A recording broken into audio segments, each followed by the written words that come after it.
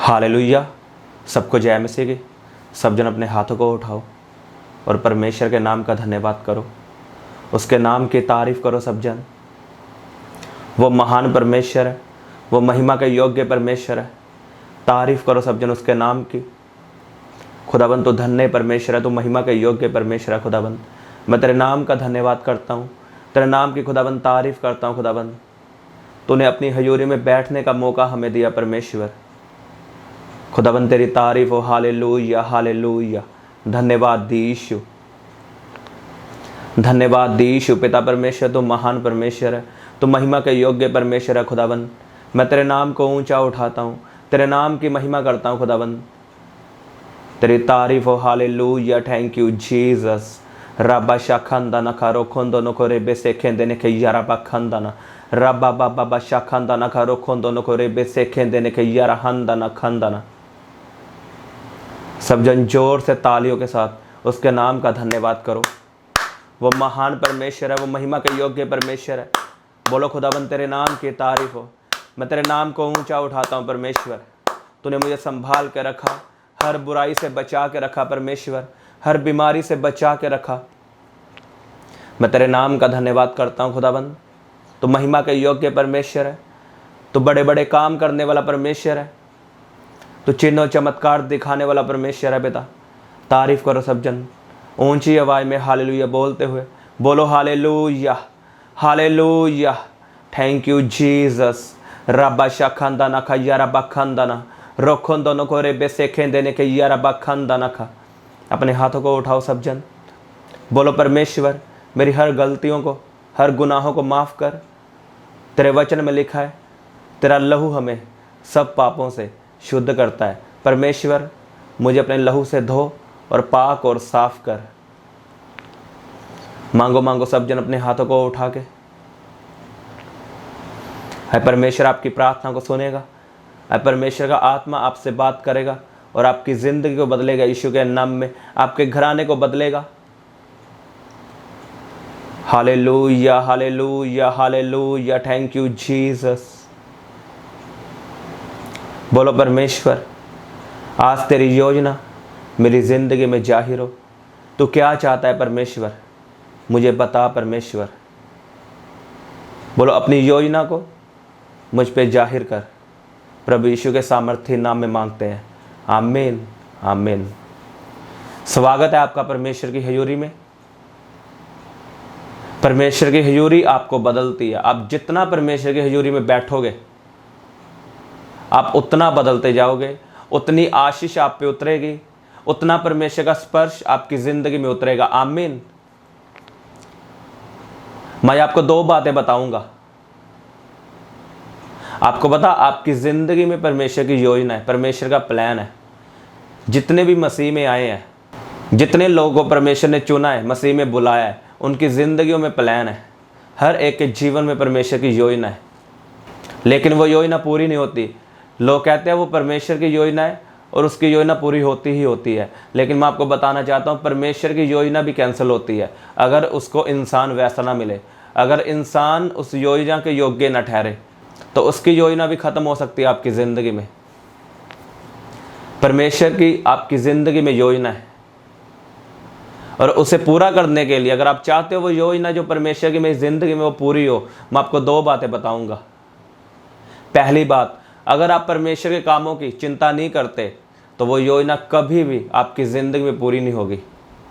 अगर आप उसकी सेवा के लिए चिंतित नहीं हो, आपको कोई परवाह नहीं है, परमेश्वर के लोग मर रहे हैं, आपको अगर कोई परवाह नहीं है कि मैं उसके लोगों को जाके बताऊं यीशु मसीह के बारे में, उसका प्रचार करूं, तो परमेश्वर की योजना आपकी ज़िंदगी में कभी पूरी नहीं होती। मैं आपको बाइबल से बताऊंगा।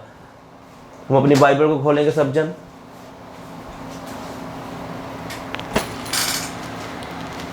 नहम्याह की पुस्तक उसका पहला अध्याय हम पढ़ेंगे।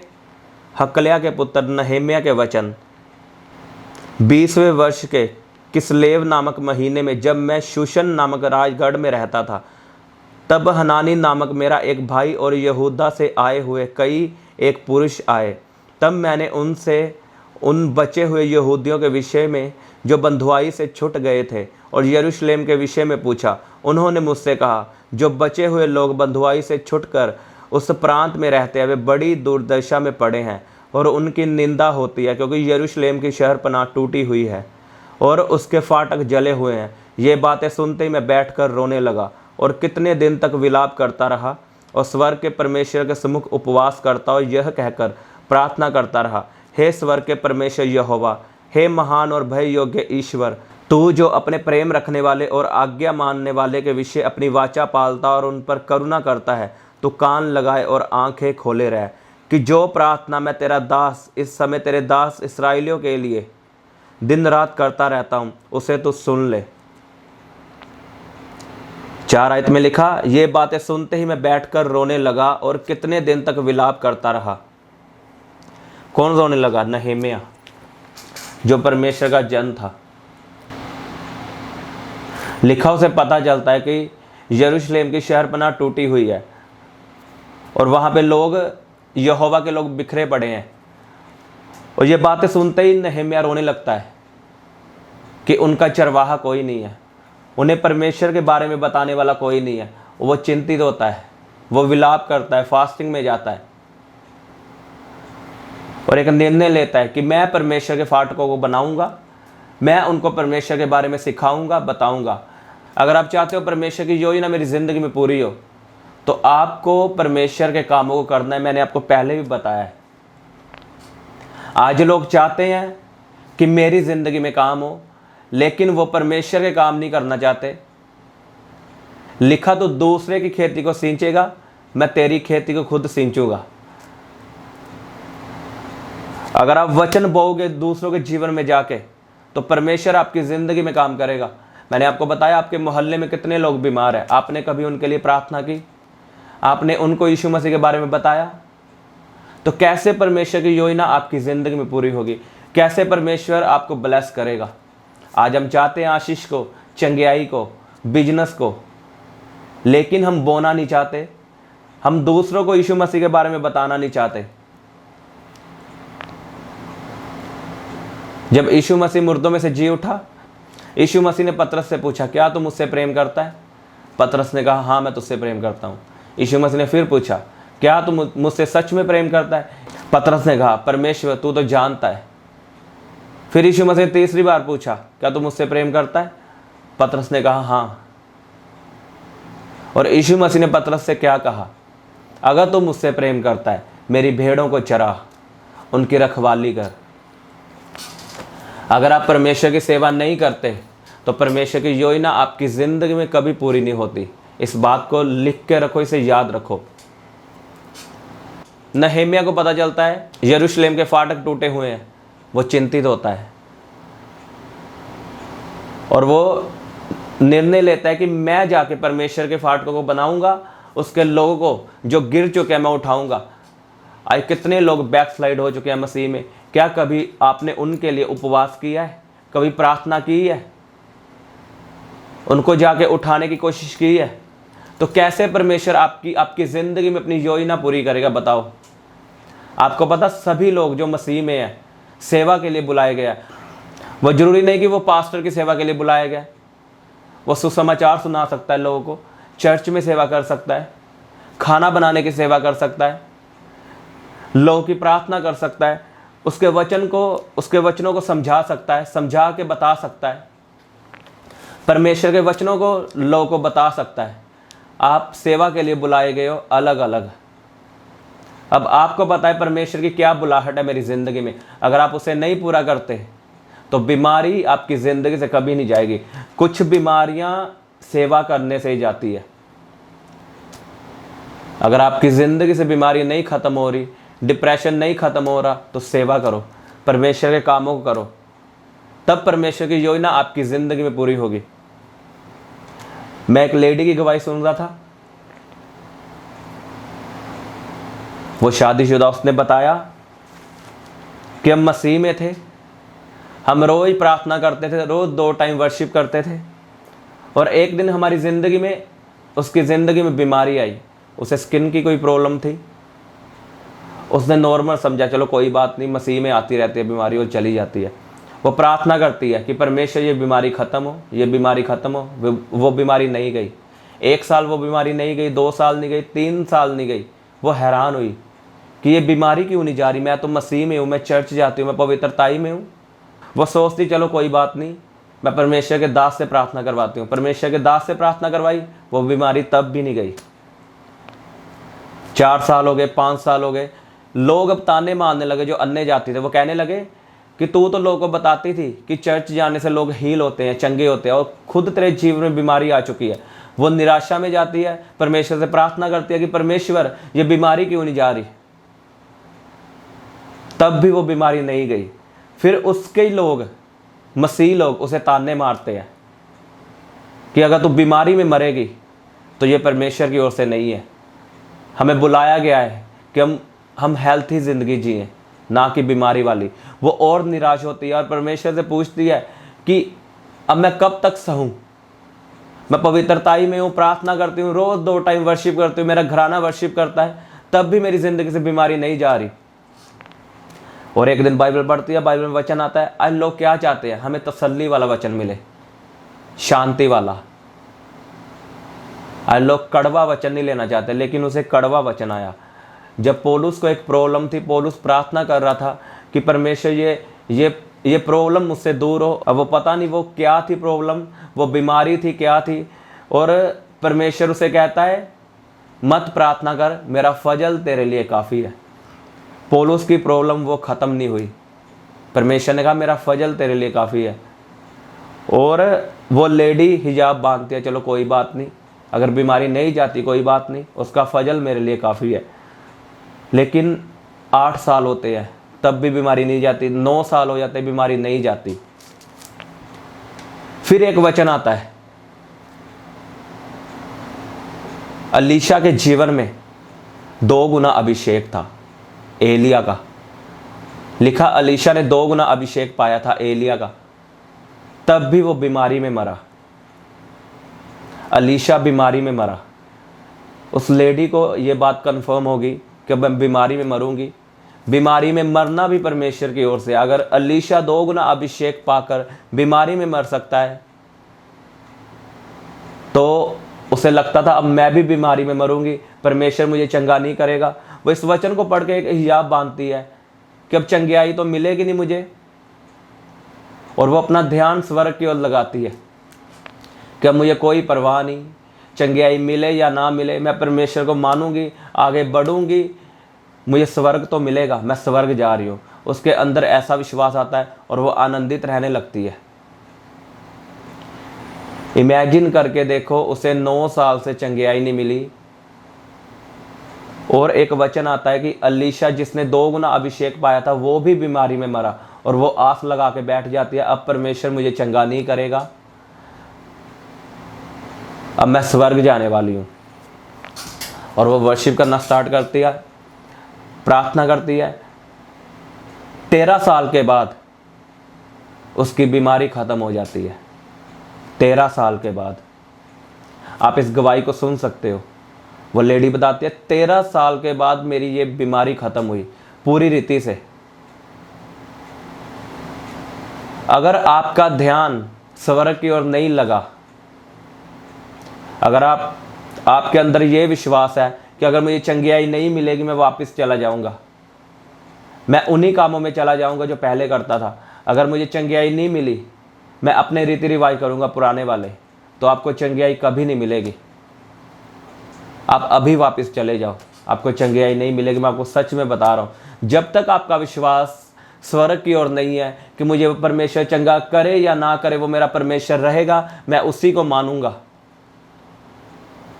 फिर उस लेडी से पूछा कि 13 साल तुम्हें चंगाई नहीं मिली, परमेश्वर ने तेरी जिंदगी में क्या काम किया, ऐसा तूने क्या किया कि 13 साल बाद तुझे चंगाई मिली। उसने बताया कि जब मुझे चंगाई नहीं मिल रही थी, मैंने आस लगा ली थी कि मैं अब स्वर्ग जाऊंगी, तब उसे पता चला कि अब मेरी ज़िंदगी का कोई फ़ायदा नहीं है, अब मैं कुछ नहीं कर सकती बस सेवा के अलावा।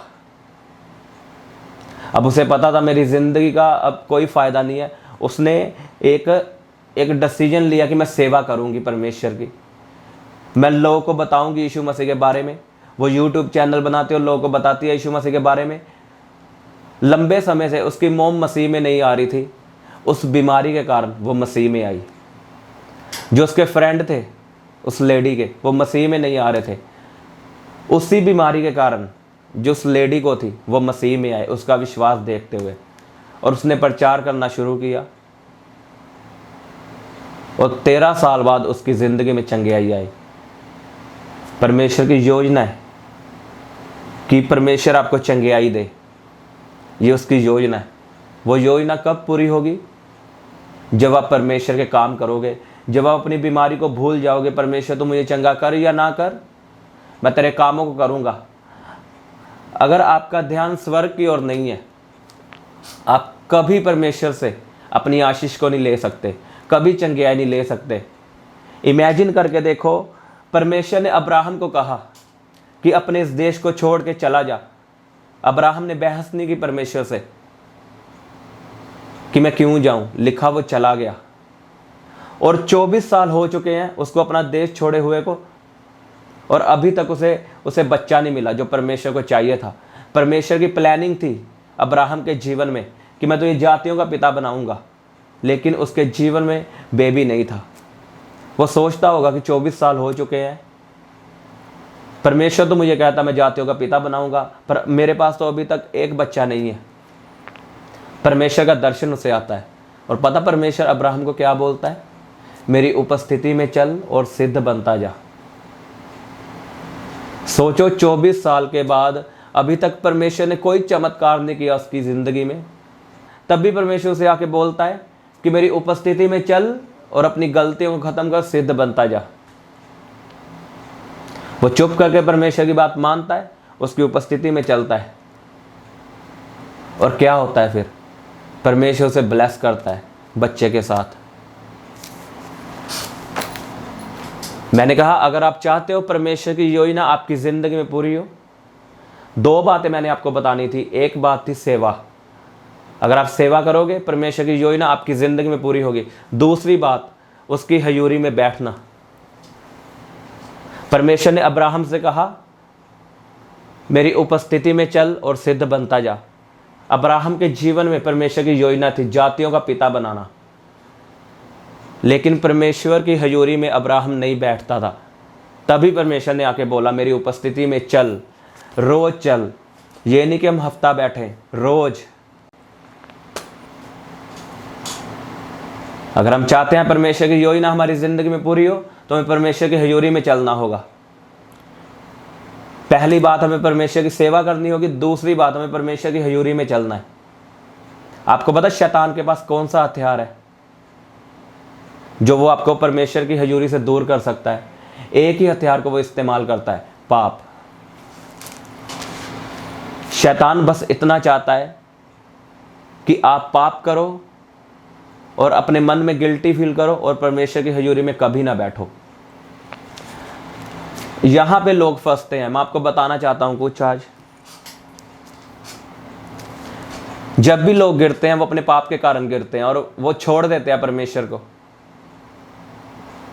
क्योंकि उन्हें वचन का नहीं पता वचन में क्या लिखा है। अगर आप ध्यान से बाइबल को पढ़ो, लिखा धर्मी अगर 7 बार गिरे तो भी उठेगा। मुझे एक बात बताओ, जो पहले से ही धर्मी है वो गिर कैसे सकता है? लिखा धर्मी अगर 7 बार गिरे तो भी उठ खड़ा होगा। जो पहले से ही धर्मी है वो कैसे गिर सकता है? शैतान हमें कैसे फंसाता है? कौन लोग शैतान के जाल में फंसते हैं? जिनको वचन की नॉलेज नहीं है। लिखा ज्ञान ना होने के कारण मेरी प्रजा नाश हो रही है। उसका कोई लेना देना नहीं है, आप पाप करते हो, बस शैतान चाहता है आप पाप करो और परमेश्वर की हजूरी से दूर हो जाओ। वो आपको सिर्फ परमेश्वर की हजूरी से दूर करना चाहता है, क्योंकि शैतान भी जानता है कि परमेश्वर का प्लान है आपकी ज़िंदगी में, परमेश्वर की बड़ी योजना है आपकी ज़िंदगी में, और उसे रोकने के लिए, उस योजना को रोकने के लिए वो आपको परमेश्वर की हजूरी से दूर करता है। और दूर करने का कारण एक ही होता है, पाप।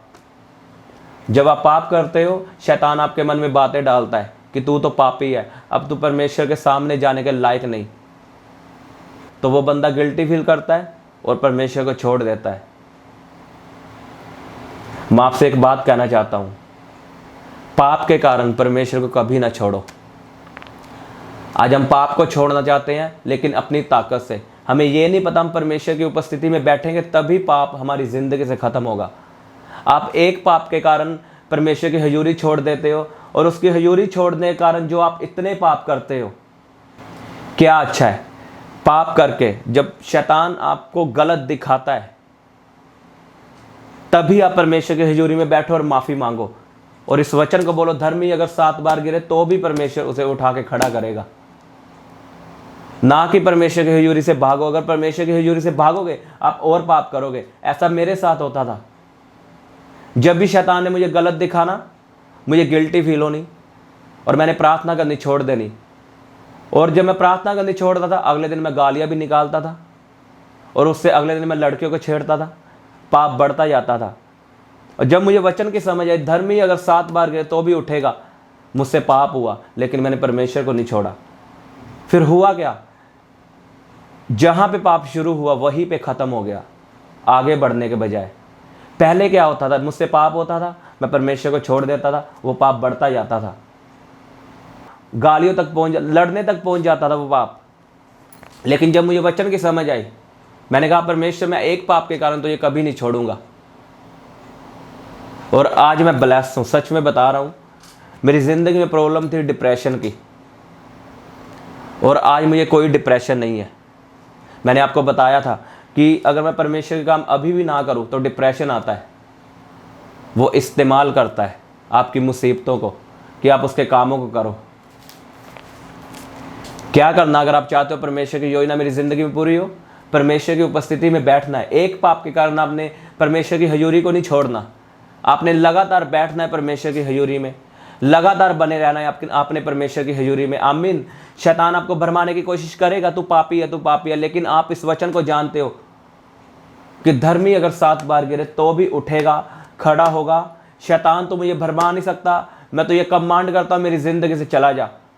और आप देखोगे, आपको महसूस होगा कि परमेश्वर ने मुझे माफ़ कर दिया है, मुझे फिर से गले से लगा लिया है।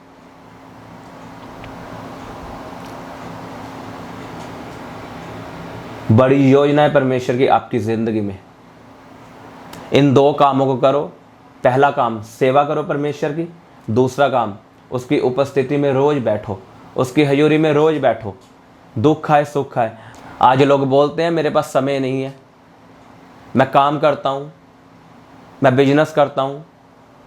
लिखा डैनियल प्रधानमंत्री के साथ रहता था, उसके साथ काम करता था। सोच के देखो, जो इंसान प्रधानमंत्री के साथ काम करता है वो 3 बार दिन में प्रार्थना करता है। आप प्रधानमंत्री के साथ काम नहीं करते और आपके पास समय नहीं है प्रार्थना करने के लिए। जो प्रधानमंत्री के साथ काम करता है उसके पास समय है 3 टाइम प्रार्थना करने के लिए, और आपके पास 1 टाइम प्रार्थना करने के लिए समय नहीं है। ये कैसे पॉसिबल है? अगर आप उसकी हजूरी में नहीं बैठोगे, आप सिद्ध नहीं बनोगे। अगर सिद्ध नहीं बनोगे तो परमेश्वर की योजना आपकी ज़िंदगी में कभी पूरी नहीं होगी। अब्राहम की ज़िंदगी में योजना थी कि मैं तुम्हें जातियों का पिता बनाऊंगा। कब पूरी हुई? जब अब्राहम उसकी उपस्थिति में बैठा, उसकी हजूरी में गया। आमीन। जब आप इन 2 बातों को पूरा करोगे जो मैंने आपको बताए हैं, देखना परमेश्वर की योजना आपकी ज़िंदगी में पूरी होगी। जो बीमारी सदियों से आपकी ज़िंदगी को छोड़ के नहीं जा रही, वो जाएगी। जो आशीष आप मांग मांग के थक चुके हो, वो आपकी ज़िंदगी में आएगी यीशु के नाम में। ऐसा मेरे साथ हुआ है। मैंने सेवा करके देखा परमेश्वर की, मैंने उसकी हजूरी में बैठ के देखा है। मैं रो रो के मांगता था, परमेश्वर मुझे डिप्रेशन से आज़ादी दे। नहीं गया वो डिप्रेशन। और उसके बाद तो मैंने प्रार्थना भी नहीं की, मैंने सिर्फ कैमरा लगाया और परमेश्वर की सेवा की। अब वो डिप्रेशन नहीं है मेरी ज़िंदगी में। जो काम परमेश्वर ने आपको बोला है उसे पूरा कर दो। टाइम मत लगाओ, देरी मत करो, उस काम को पूरा करो।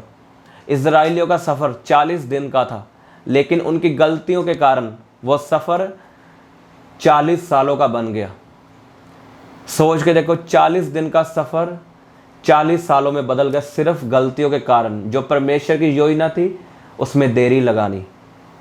जो परमेश्वर ने आपको करने के लिए बोला है कुछ भी बोला होगा, आपको सुसमाचार सुनाने के लिए बोला होगा, चर्च में सेवा करने के लिए बोला होगा, आप पैसों से परमेश्वर के कामों के लिए हेल्प कर सकते हो। जो भी बोला है परमेश्वर ने आपको, उसे पूरा कर दो। परमेश्वर की योजना आपकी जिंदगी में पूरी होगी यीशु के सामर्थ्य नाम में। मैंने कहा परमेश्वर की योजना आपकी जिंदगी में पूरी होगी यीशु के सामर्थ्य नाम में। अपने हाथों को उठाओ सब जन, तारीफ करो इस वचन के लिए, जोर से तालियों के साथ उसके नाम का धन्यवाद करो। Hallelujah, thank you Jesus. खुदावन तुम महान परमेश्वर है। पिता परमेश्वर मैं तेरे नाम की तारीफ करता हूँ। हालेलुया, धन्यवाद यीशु। रब्बा शाखंदना खरो खोंदो नको रे बेसे खेंदे ने कहिया रब्बा खंदना। तारीफ करो सब जन, बोलो परमेश्वर ये वचन मेरी जिंदगी में 100 गुना फल लेके आए। बोलो ये वचन मेरी जिंदगी में 100 गुना फल लेके आए। बोलो परमेश्वर मैं तो उससे वायदा करता हूं, जो मैंने वचन को सुना है उसे पूरा करूंगा। मैं तेरी सेवा करूंगा, तेरे कामों को करूंगा परमेश्वर, और रोज तेरी उपस्थिति में बैठूंगा। बोलो परमेश्वर रोज तेरी उपस्थिति में बैठूंगा, तेरी हजूरी में चलूंगा परमेश्वर। जैसे अब्राहम चला, जैसे नहेमिया ने तेरे कामों को किया परमेश्वर मैं करूंगा। अपने हाथों को उठाओ सब जन, अपनी बीमारी वाली जगह पे हाथ रखो। मैं आपके लिए प्रार्थना करता हूँ, प्रभु यीशु के सामर्थ्य नाम में चंगे हो जाओ। यीशु के सामर्थ्य नाम में चंगे हो जाओ। हर तरह की बीमारी आपको छोड़ के चली जाए, बीमारियां आपके शरीर को छोड़ के चली जाए प्रभु यीशु के सामर्थ्य नाम में। उसके वचन में लिखा है कि तू परमेश्वर की सेवा कर, मैं तेरे शरीर से सभी रोगों को खत्म करूंगा, सभी बीमारियों को खत्म करूंगा।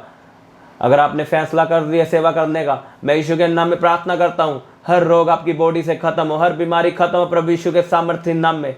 खुदाबंद ने बच्चे के साथ ब्लेस कर, इनकी बंद कुखें यीशु के नाम में खुल जाए, हर तरह की बीमारी खत्म हो यीशु के सामर्थ्य नाम में।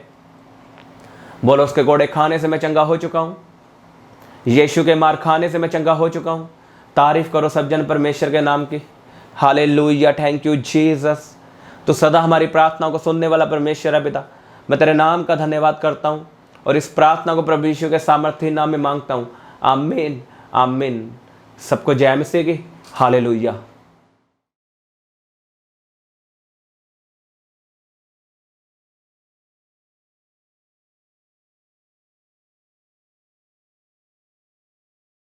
आप अपनी प्रेयर रिक्वेस्ट हमें फेसबुक या इंस्टाग्राम पर भेज सकते हैं। उनके लिंक नीचे डिस्क्रिप्शन पर दिए गए हैं। हम आपके लिए हर रोज़ सुबह 4 बजे और शाम 5 बजे प्रार्थना करते हैं। आप भी उस प्रार्थना में आशीष पाएं। आप हमारे चैनल को सब्सक्राइब करें और इस प्रार्थना को शेयर करें। आप सबको हमारी तरफ से जय मसीह की।